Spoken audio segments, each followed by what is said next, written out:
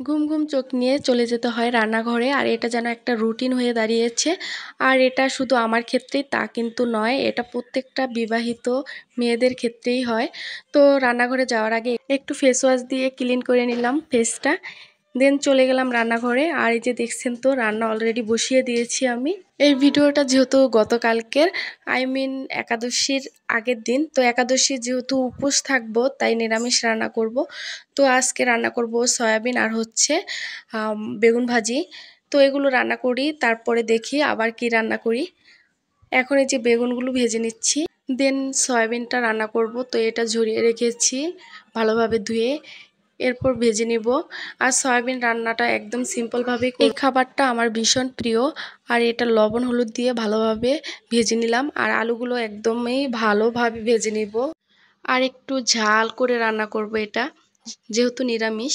আর এদিকে যে কতগুলো পুঁই শাক এনেছিল, তো এটা রান্না করব কিনা চিন্তা করতেছি। বাট এটা যদি রেখে দেই একাদশীর পরে রান্না করতে গেলে পচে যেতে পারে। তো দেখি কি করি। কষিয়ে ভালোভাবে জলটা দিয়ে দিলাম। আজকে তরকারিটা একদম শুকনো মরিচ দিয়ে রান্না করেছি, শুকনো মরিচের গুঁড়ো দিয়ে। তো আমার রান্না অলরেডি শেষ। এরপর গরম মশলা গুঁড়ো আর হচ্ছে ধনিয়া পাতা দিয়ে নামিয়ে নিব। এদিকে ভাতটাও ছাঁকা দিয়ে নিলাম।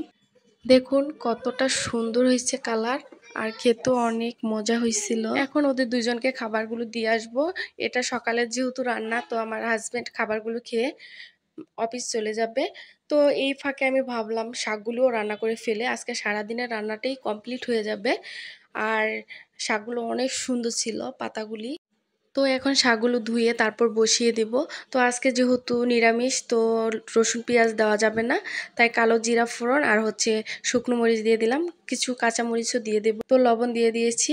আর হচ্ছে যে ডাটা, তো এগুলো একদম কম হয়েছিল, পাতাই বেশি হয়েছিল।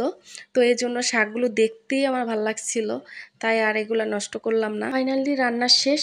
এখন চিন্তা করতেছি কি করব। সকালের খাবার দাবারও শেষ। এরপর ভাবলাম যেহেতু চারদিকেই বৃষ্টি হচ্ছে আর আমাদের এখানেও বৃষ্টি হচ্ছে, অনেক বৃষ্টি হচ্ছে না, অল্প অল্প, কাপড় চোপড় ধোয়ার কোনো প্ল্যান নেই। তাই ভাবলাম যে তাহলে আজকে ফার্নিচারগুলো একটু মুছে নেই। যদিও 2-3 দিন আগে ফার্নিচারগুলো মুছছিলাম। আমার বিয়ের পরে আমাদের সংসারটা একদম শূন্য থেকেই শুরু হয়েছিল। কয়েকটা থালাবাটি, একদম প্রয়োজনীয় জিনিস ছাড়া কিছুই ছিল না। তারপর এক এক করে সব কিছুই বানিয়েছিলাম। যদিও এক একটা এক এক রকম হয়েছে, ম্যাচিং হয়নি। বাট কোনো একদিন ইচ্ছে আছে সব ম্যাচিং করে same design and same colour বানাবো। এই ইচ্ছেটা আমার অনেক দিনের, তবে এটা কবে পূরণ হবে জানি না, তবে কোনো একদিন করব। আর এটা হচ্ছে আমার শখের ক্যাবিনেট। এটা যখন অনলাইনে দেখেছিলাম এই ডিজাইনটা, সেদিন থেকে বানানোর জন্য অনেক প্যারা দিছে হাজব্যান্ডকে, তো বানিয়েও দিয়েছিল। তো রুমে অনেক কিছু আছে তেমন না, সবই মোটামুটি আছে। তো সোফাটা ছিল না, তাই ভাবলাম একদম কম দামে একটা সোফা কিনে নেই 2 চেয়ারের। তো সেটাই আবার করেছিলাম। আর সত্যি কথা বলতে কি, চাকরিজীবী যারা আছেন তাদের ফার্নিচার কেনা মানে বোকামি। এটা আমার হাজব্যান্ড আমাকে বলে যে আমাদের 3 বছর পর পর জায়গায় জায়গায় ট্রান্সফার হতে হয়, তাহলে এগুলো কিনে লাভ, বাসা চেঞ্জ করলে সবই নষ্ট হয়ে যায়, এই আর কি। ভিডিওটি আর লং করব না, সবাই ভালো থাকবেন, সুস্থ থাকবেন, আর আমাকে একটু বেশি বেশি সাপোর্ট করবেন। সবাই লাইক কমেন্ট করে পাশে থাকবেন। Tata, bye bye.